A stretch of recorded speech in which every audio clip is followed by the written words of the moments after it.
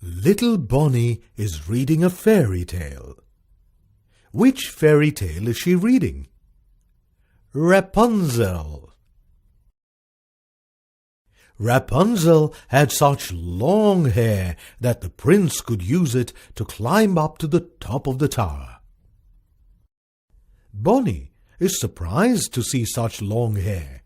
She's wondering how long Rapunzel's hair is.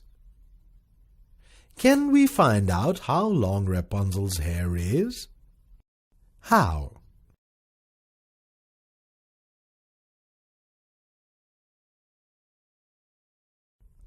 Bonnie is excited about measuring things now, but she is wondering what to measure. Bonnie thinks of measuring her table. Bonnie will use her hand to find out the table's length. 1, 2, 3, 4, 5, 6, 7, 8. The table is 8 handspans long. Now, Bonnie will find out the table's height. She will again use her hand to find out the height. 1, 2, 3. The table is 3 handspans tall. Measure the length of your arm using your handspan.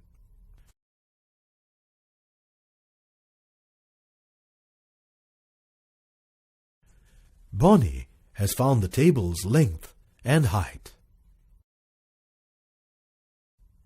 How about finding out how far some other things are from the table, thinks Bonnie. Bonnie will find out how far her bed is from the table using her footsteps. 1, 2, 3, 4, 5.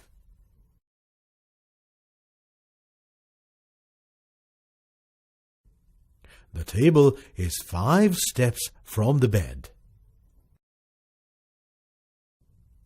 Bonnie can find out more distances like this, so she tries to find out how far this wall is from the table. 1, 2, 3, 4, 5, 6, 7, 8. The wall is 8 steps from the table. Now, Bonnie wants to find out how far the door is from the table.